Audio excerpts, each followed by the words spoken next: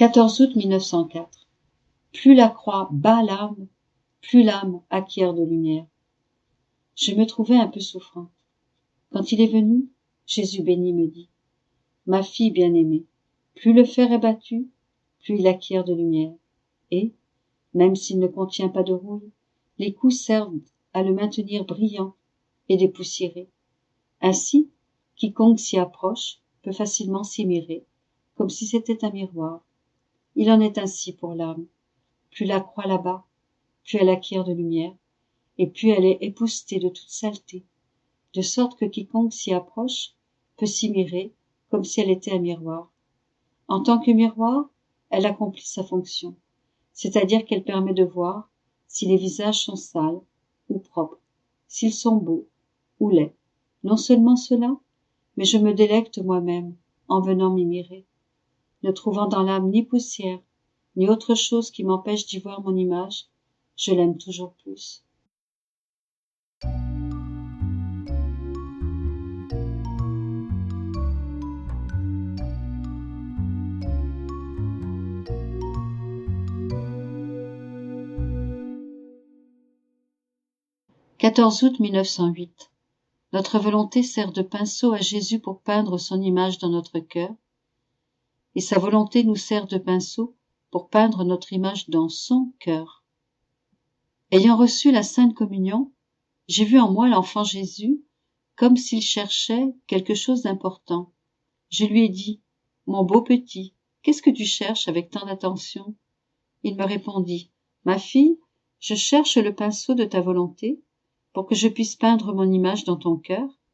En fait, si tu ne me donnes pas ta volonté, il me manque le pinceau avec lequel je puisse me peindre librement en toi, et pendant que ta volonté me servira de pinceau, l'amour sera le colorant, me permettant de peindre toutes les couleurs de mon image. De plus, au même titre que la volonté humaine me sert de pinceau, ma volonté sert de pinceau à l'âme, afin qu'elle puisse peindre son image dans mon cœur. En moi, elle trouvera d'abondantes couleurs d'amour, pour la variété des couleurs. « 14 août 1912. Pour en venir à s'oublier soi-même, il faut faire ses actions non seulement parce que Jésus veut qu'on les fasse, mais comme si c'était lui-même qui les faisait, ce qui leur donne un mérite divin. Si c'est par sa passion qu'il nous a rachetés, c'est par sa vie cachée qu'il a sanctifié et divinisé toutes nos actions humaines. Me trouvant dans mon état habituel, mon toujours aimable Jésus me dit: Ma fille, l'âme qui veut s'oublier elle-même doit faire ses actions comme si c'était moi-même qui les faisais. Si elle prie, elle doit dire: C'est Jésus qui prie et moi je prie avec lui. Si elle s'apprête à travailler, à marcher, à manger, à dormir, à se lever, à s'amuser, c'est Jésus qui va travailler, marcher, manger, dormir, se lever, s'amuser, et ainsi de suite. C'est seulement de cette manière que l'âme peut en venir à s'oublier elle-même, faire ses actions non seulement parce que je suis d'accord, mais parce que c'est moi qui les fais.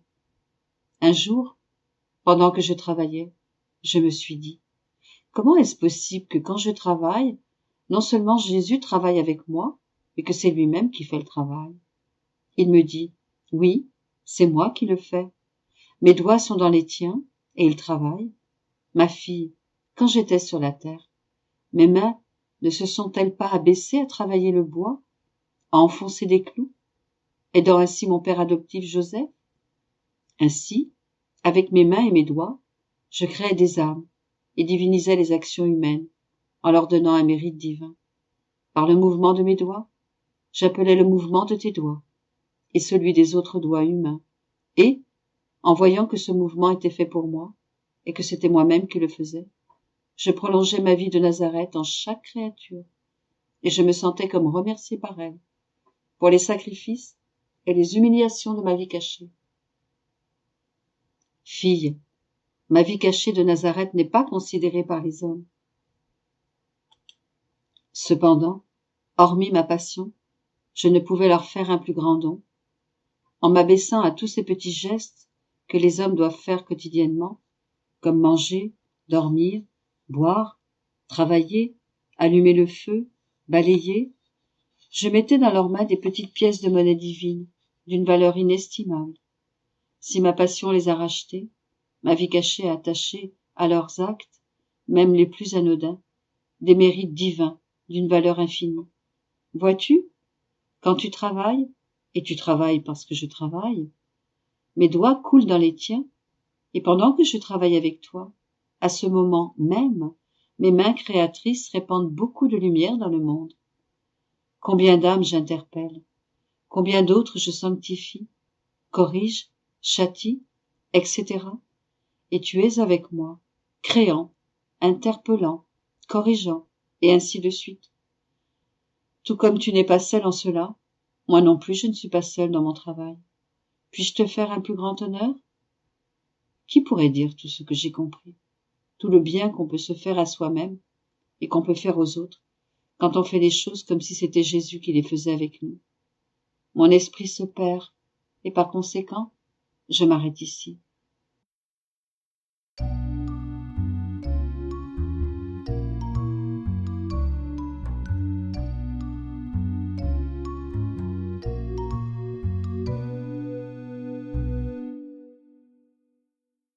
14 août 1915. La passion de Jésus, ses plaies, son sang, et tout ce qu'il a fait et souffert, opère sans cesse. Je poursuivais dans mon état habituel et Jésus vint brièvement. Il était exténué. Il me demanda de baiser ses plaies et de sécher le sang qui s'échappait de toutes les parties de sa très sainte humanité. Je parcourus chacun de ses membres en les adorant et en faisant réparation.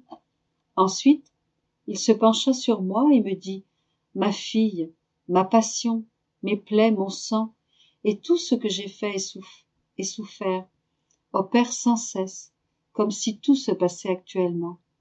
Ils servent de support sur lesquels je peux m'appuyer et sur lesquels les âmes peuvent s'appuyer pour ne pas tomber dans le péché et pour être sauvées.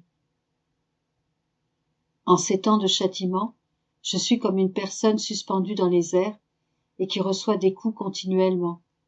La justice me frappe à partir du ciel et les créatures, par le péché, me frappent à partir de la terre.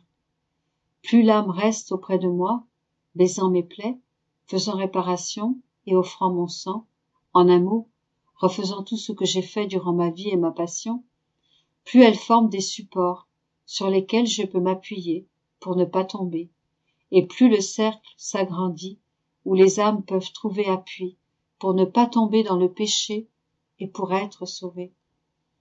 Ne te lasse pas, ma fille, de te tenir auprès de moi et de parcourir mes plaies, encore et encore. Je te donnerai les pensées, les affections et les mots pour que tu puisses rester auprès de moi. Sois-moi fidèle, parce que le temps est court et que, irrité par les créatures, la justice veut déployer sa fureur. Il est nécessaire que les supports se multiplient. Ne cesse pas de travailler. «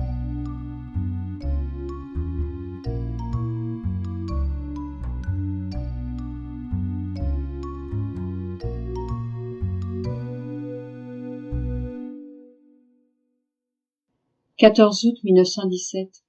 Sur la terre, Jésus vivait totalement abandonné à la volonté de son Père. La différence entre vivre résigné à la divine volonté et vivre dans la divine volonté. Alors que j'étais dans mon état habituel, mon doux Jésus vint et me dit « Ma fille, sur la terre, je n'ai fait que me livrer à la volonté du Père. Ainsi, si je pensais avec l'Esprit du Père. Si je parlais avec la bouche du Père. Si je travaillais avec les mains du Père. Même ma respiration se faisait en lui. Tout ce que je faisais était selon qu'il le voulait, de telle sorte que je peux dire que toute ma vie se déroulait en lui. Complètement immergé dans sa volonté, je ne faisais rien par moi-même. Ma seule pensée était sa volonté. Je ne faisais pas attention à moi-même. Les offenses qu'on me faisait n'interrompaient pas ma course, mais je volais toujours vers mon centre. Ma vie terrestre prit fin quand j'eus accompli la volonté du Père en toutes choses. Ainsi, ma fille, si tu t'abandonnes à ma volonté, tu n'auras plus aucune autre pensée que les miennes. Même la privation de moi, qui te tourmente tant, trouvera le soutien et les baisers cachés de ma vie en toi. Dans tes battements de cœur, tu ressentiras les miens, enflammés et affligés. Si tu ne me vois pas, tu me sentiras. Mes bras t'embrasseront. Combien de fois ne ressens-tu pas mon mouvement et mon souffle rafraîchir ton cœur? Et quand, alors que tu ne me vois pas, tu veux savoir qui te tient de si près et souffle sur toi, je te souris, je te donne le baiser de ma volonté, et je me cache en toi pour te surprendre de nouveau et te faire avancer d'un autre pas dans ma volonté. Ainsi, ne me chagrine pas en t'affligeant, mais laisse-moi agir. Puisse l'envol de ma volonté ne jamais cesser en toi. Autrement, tu obstrueras ma vie en toi. Si je ne rencontre aucun obstacle, je fais croître ma vie en toi, et je la développe, comme je veux. Ceci dit, par obéissance, je dois dire quelques mots sur la différence entre vivre résigné à la divine volonté et vivre dans la divine volonté. Selon ma pauvre opinion, vivre résigné à la divine volonté, c'est se résigner en tout à la volonté de Dieu, autant dans la prospérité que dans l'adversité, voyant en toute chose le règne de Dieu sur sa création, suivant lequel pas même un cheveu ne peut tomber de notre tête sans la permission du Créateur. L'âme se comporte comme un bon fils qui va où son père veut qu'il aille et qui souffre ce que son père veut qu'il souffre. Être riche ou pauvre lui est indifférent. Il est content de ne faire que ce que veut son père. S'il reçoit l'ordre d'aller quelque part pour s'occuper d'une affaire, il y va simplement parce que son père le veut. Cependant, ce faisant, il se rafraîchit, s'arrête pour se reposer, manger, échanger avec d'autres personnes, etc. Ainsi, il se sert beaucoup de sa propre volonté, sans oublier cependant qu'il va là, parce que c'est ainsi que son père le veut. En beaucoup de choses, il trouve l'occasion de faire sa propre volonté. Ainsi, il peut être des jours et des mois, loin de son père, sans que la volonté de son père lui soit spécifiée en toute chose. Ainsi, pour celui qui ne vit que résigné à la divine volonté, il est presque impossible qu'il ne fasse pas intervenir sa propre volonté. Il est un bon fils, mais il ne partage pas en tout les pensées, les paroles et la vie de son Père céleste. Pendant qu'il va, revient et parle à d'autres personnes, son amour est intermittent. Sa volonté n'est pas en communication continuelle avec celle du Père, et ainsi, il entretient l'habitude de faire sa propre volonté. Néanmoins, je crois que c'est là le premier pas vers la sainteté. Pour parler maintenant de ce qu'est vivre dans la divine volonté, je voudrais que la main de mon Jésus guide la mienne. Seulement, lui peut dire toute la beauté et la sainteté de la vie dans la divine volonté. Pour ma part, je me sens incapable de le faire, et je n'ai pas beaucoup de concepts à l'esprit. Il me manque les mots. Mon Jésus, verse-toi dans mes paroles, et je dirai ce que je pourrai. Vivre dans la divine volonté signifie ne rien faire par soi-même, parce que dans la divine volonté, l'âme se sent incapable de quoi que ce soit par elle-même. Elle ne demande aucun ordre et n'en reçoit pas, parce qu'elle se sent incapable d'aller seule. Elle dit, si tu veux que je fasse quelque chose, faisons-le ensemble comme une seule personne. Si tu veux que j'aille quelque part, allons-y ensemble, comme une seule personne. Ainsi, l'âme fait tout ce que le Père fait. Si le Père pense, elle fait sienne ses pensées. Elle n'a aucune autre pensée que les siennes. Si le Père regarde, parle, travaille, marche, souffre ou aime, elle regarde ce que le Père regarde, répète les paroles du Père, travaille avec les mains du Père, marche avec les pieds du Père, souffre les mêmes souffrances que le Père et aime ce qu'aime le Père. Elle ne vit pas à l'extérieur, mais à l'intérieur du Père, et, ainsi, elle est une parfaite réplique de lui, ce qui n'est pas le cas pour celui qui vit seulement résigné. Il est impossible de trouver cette âme sans le Père, ou le Père sans cette âme. Et cela n'est pas qu'extérieur. Tout son intérieur est entrelacé avec l'intérieur du Père transformé en lui. Oh, le vol rapide de cette âme! La divine volonté est immense. Elle circule partout, ordonne tout et donne vie à tout. L'âme qui s'immerge dans cette immensité vole vers tout, revigore tout et aime tout.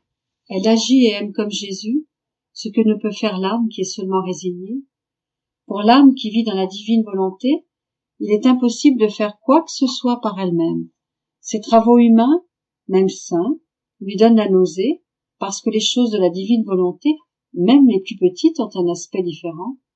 Elle acquiert une noblesse divine, une splendeur divine et une sainteté divine, également une puissance divine et une beauté divine.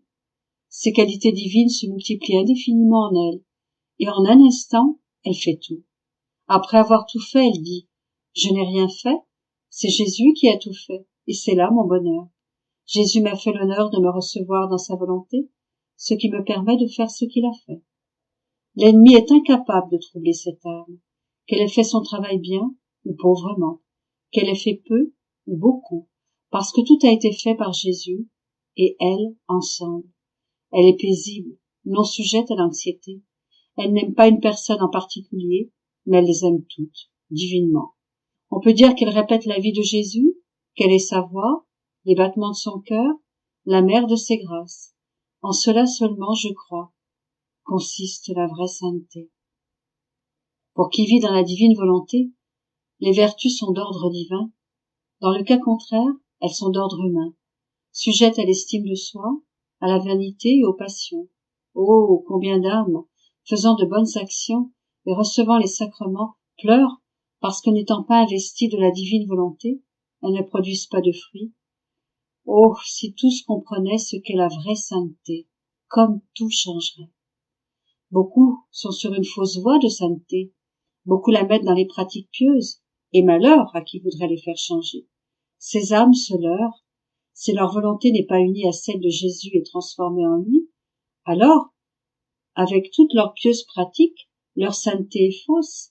Avec une grande facilité, elles passent des pratiques pieuses aux défauts, aux diversions, à la discorde, etc. Oh, comme est disgracieuse cette fausse sainteté. D'autres âmes mettent leur sainteté à se rendre souvent à l'église et à assister à tous les offices, mais leur volonté est loin de celle de Jésus. Ces âmes se préoccupent peu de leurs propres devoirs. Si elles sont empêchées d'aller à l'église, elles sont fâchées, et leur sainteté s'évapore. Elles se plaignent, désobéissent, et sont encombrantes dans leur famille. Oh, quelle fausse sainteté! D'autres âmes mettent leur sainteté à se confesser souvent, à se faire diriger spirituellement, dans les menus détails, et à se faire des scrupules sur tout. Elles ne se font cependant aucun scrupule que leur volonté ne soit pas fondue avec celle de Jésus. Malheur à qui les contredit, elles sont comme des ballons gonflés qui, quand un petit trou leur est fait, se dégonflent. Ainsi, sous la contradiction, leur sainteté s'évapore, elles se plaignent d'être facilement tristes, elles vivent toujours dans le doute et aiment avoir un directeur spirituel juste pour elles, pour les aviser en toutes choses, les réconcilier et les consoler. Néanmoins, elles demeurent toujours agitées.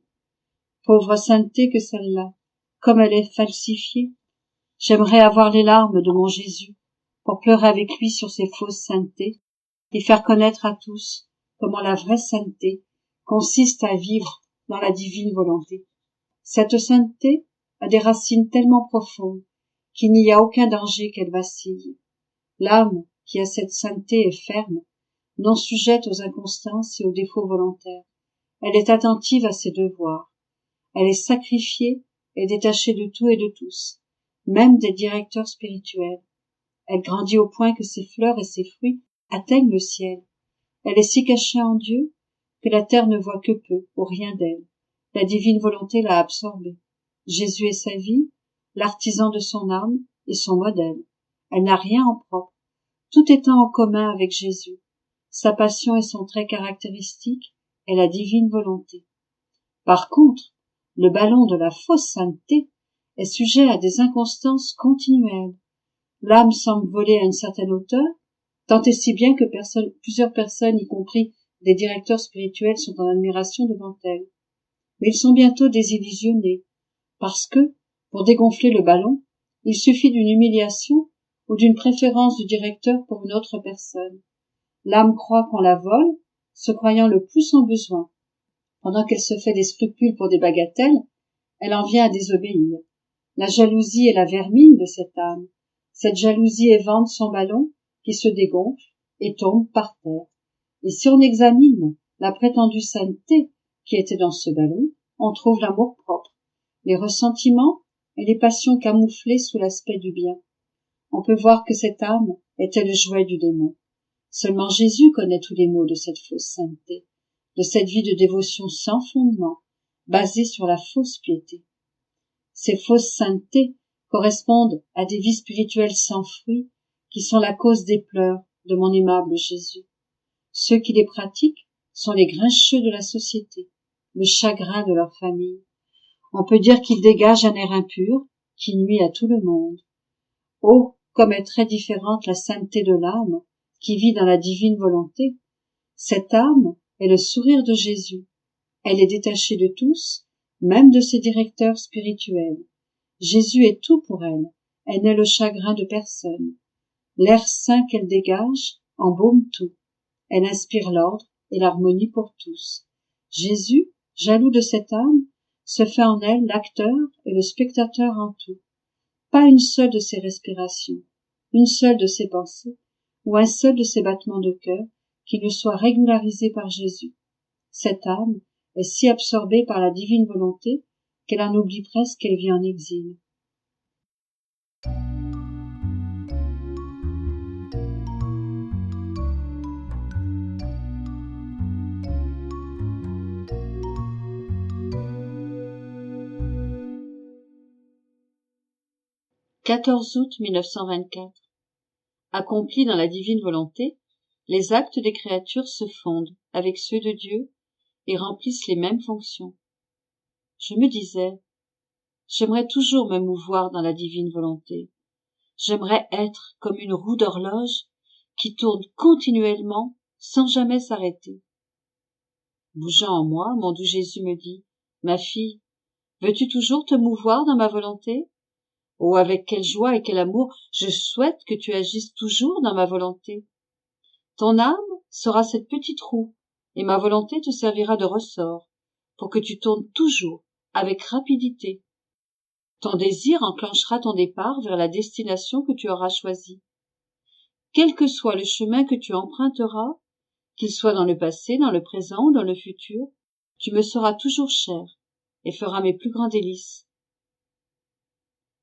Il ajouta, très chère fille de ma volonté, l'agir dans ma volonté comporte la puissance créatrice. Regarde tout ce que mon humanité a accompli quand elle était sur la terre. Vu que tout était accompli dans la volonté suprême, tout ce que je faisais s'accompagnait de la puissance créatrice. De même que, conformément au but du Créateur, le soleil est toujours en action, sans jamais perdre sa splendeur et sa chaleur. Tout ce que je faisais était en conformité avec les vues du Créateur. Et comme le soleil est pour tous et chacun, il en va ainsi de mon agir. Tout en étant unique, il est pour tous et chacun. Mes pensées forment un cercle autour de chaque intelligence créée. Et pareillement, mes regards, mes paroles, mes travaux, mes pas, mes battements de cœur et mes peines forment un cercle autour des regards, des paroles, des travaux, des peines, etc. des créatures. Je peux dire que, comme à l'intérieur d'un cercle, je garde tout ce que la créature accomplit. Si la créature pense dans ma volonté, le cercle de mes pensées entoure ses pensées en les enfermant dans les miennes. Ainsi, participant à la puissance créatrice, ces pensées remplissent la fonction de mes pensées devant Dieu et devant les hommes. De la même façon, si tu regardes ou parles, mes regards et mes paroles ouvrent un espace pour recevoir les tiens, afin qu'ils ne fassent qu'un avec les miens et remplissent les mêmes fonctions. Il en va ainsi pour tout le reste. Les âmes qui vivent dans ma volonté sont mes répétitrices, mes inséparables images. Elles copient tout de moi. Tout ce qu'elles font me revient et est marqué du sceau de mes propres actes et remplit les mêmes fonctions.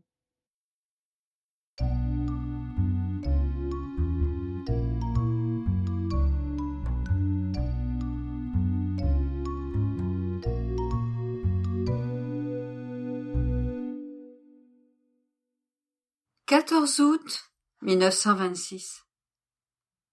Amertume de l'âme, à cause de la nouvelle de l'impression prochaine des écrits de la volonté de Dieu. Parole de Jésus à cet égard. Mon pauvre cœur baigne dans la mer d'amertume et de privation de mon doux Jésus. Et s'il vient, c'est comme dans un éclair, et je vois à cette lumière le pauvre monde, ces grands mots, les liens des nations qui se réunissent entre elles pour préparer des guerres et des révolutions, et s'attirer ainsi les châtiments du ciel, des châtiments graves, au point de détruire des villes et des peuples entiers. Ô Dieu, que l'aveuglement humain est grand! Mais lorsque cesse l'éclair de cette aimable présence, je reste encore plus qu'avant dans l'obscurité, avec la pensée de mes pauvres frères éparpillés dans le dur exil de la vie. Mais ce n'était pas encore suffisant pour remplir mon pauvre cœur d'intense amertume.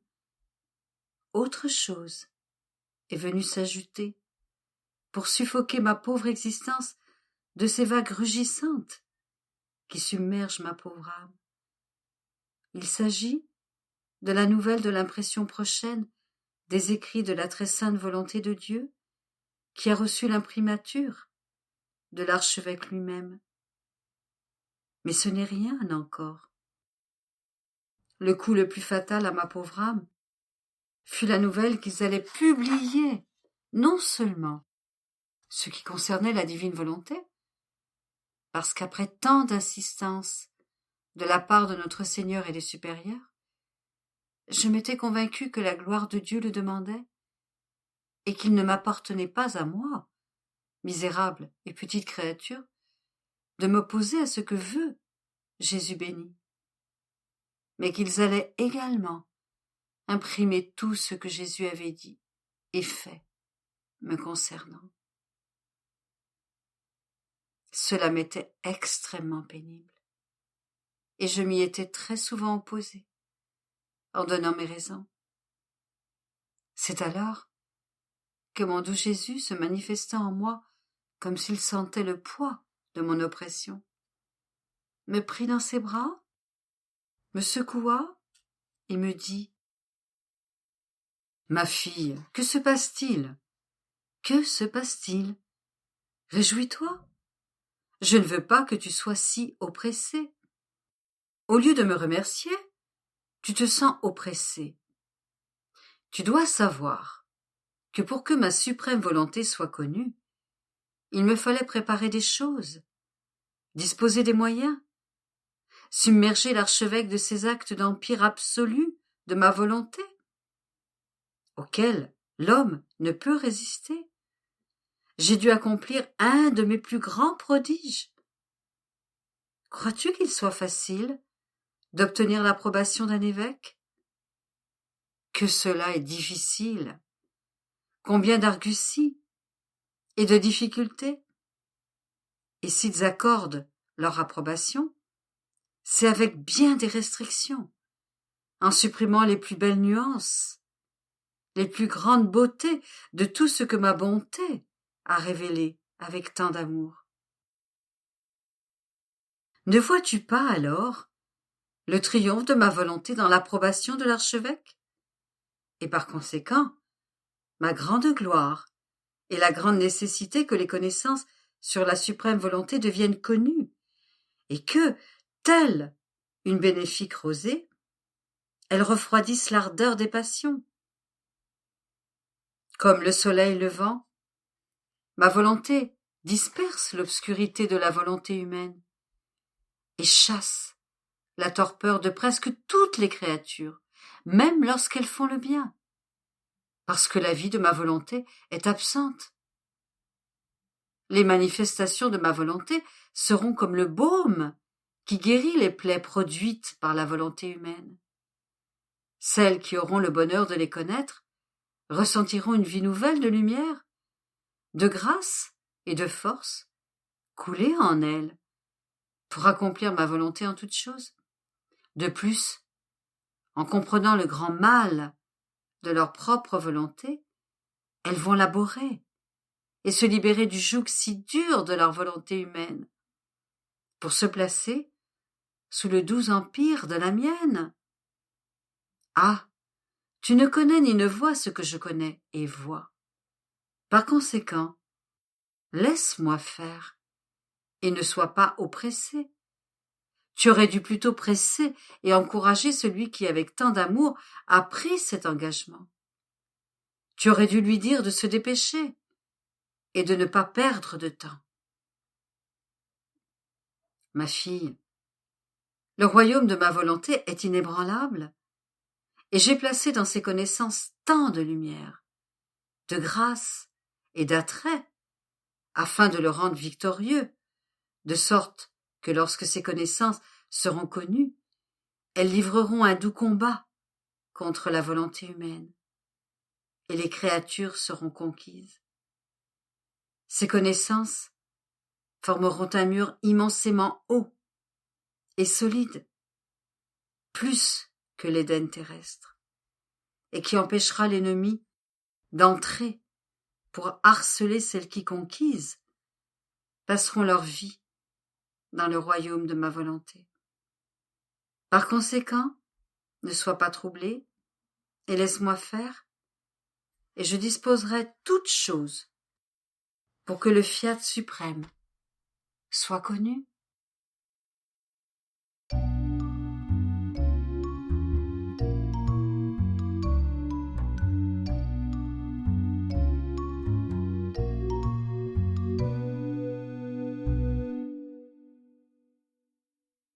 14 août 1932.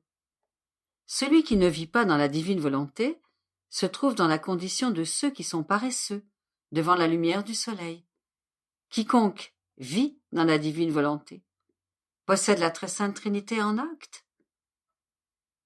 Je pensais à la divine volonté et à la manière dont tous les droits appartiennent à celui qui lui accorde le plein empire, et comment ceux que les autres obtiennent par pitié et miséricorde, par la bonté de Dieu, il l'obtient de droit. Il l'obtient de droit, la sainteté, parce que ce qui le domine est saint et possède la vertu de transformer le corps et l'âme en sainteté, bonté et amour. Aussi, les victoires, les conquêtes et les droits sont tous à lui, et il assiège le ciel comme quelqu'un qui le possède. Quelle différence entre celui qui vit dans la divine volonté et celui qui vit de sa volonté humaine. Mais je pensais à cela lorsque mon adorable Jésus m'a refait sa petite visite et m'a dit : « Bienheureuse fille, la différence entre l'un et l'autre est grande et incalculable. Celui qui ne vit pas dans ma volonté est comme le soleil pour ceux qui sont paresseux. Bien que ses rayons les revêtent de sa lumière et de sa chaleur, ils ne font rien, ils n'apprennent et ne gagnent rien. La lumière du soleil est pour eux rendue stérile, et comme ils restent sans rien faire, ils se fatiguent. Ils sont dérangés par sa lumière et recherchent les ténèbres comme repos pour leur malheureuse paresse. Par contre, pour ceux qui travaillent, la lumière est active. Elle est lumière pour l'œil, afin de voir tout ce qu'il doit faire.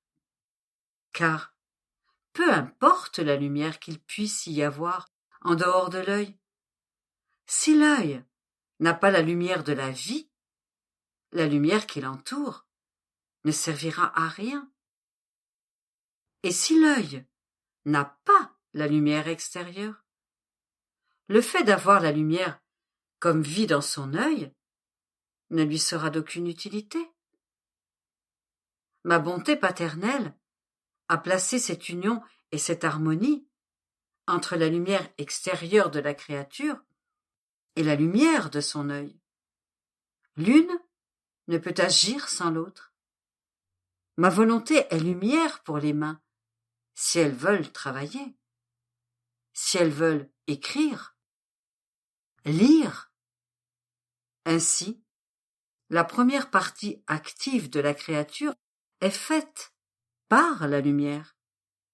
Sans elle, il serait presque impossible de pouvoir faire un peu de bien et de pouvoir gagner un morceau de pain pour vivre. Telle est la lumière de ma volonté pour celui qui ne vit pas en elle. Elle brille et existe pour tous, mais elle n'opère pas et ne domine pas dans l'acte de la créature. Malgré toute sa lumière, la créature reste paresseuse. Elle n'apprend rien du divin et ne conquiert rien. Les plus belles choses sont fatigantes et ennuyeuses pour cette créature. La volonté qui veut vivre dans la mienne est comme un œil rempli de lumière et qui se rend capable de s'unir avec la lumière de ma volonté. Comme elles sont en accord, elles accomplissent des œuvres grandes et prodigieuses qui étonnent le ciel et la terre. Vois-tu ce que signifie vivre dans ma volonté? C'est ne pas être paresseux. La petite lumière de l'âme, en harmonie avec la lumière du fiat éternel, la rend opérante dans les actes du fiat et forme l'inséparabilité entre les deux. Une multitude de pensées sur la divine volonté continuait à occuper mon esprit. Et mon céleste Jésus ajouta: Bienheureuse fille, ma volonté produit la lumière dans l'âme. La lumière, à son tour, engendre la connaissance. La lumière et la connaissance, dans leur mutuel échange d'amour, engendrent l'amour de Dieu. Ainsi, partout où règne ma suprême volonté, la très sainte Trinité règne, elle aussi, en acte. Notre adorable divinité est amenée de par sa nature même et de façon irrésistible à générer continuellement et sans interruption. Le premier acte générateur est accompli par nous. Le Père m'engendre continuellement et moi, son Fils, je me sens continuellement engendré en lui. Le Père céleste m'engendre et m'aime. Je suis engendré et je l'aime. De l'un et de l'autre procède l'amour. Cet acte générateur, qui jamais ne cesse, renferme toute notre merveilleuse connaissance, nos secrets, nos béatitudes, tous les temps, toutes nos dispositions, notre puissance et notre sagesse.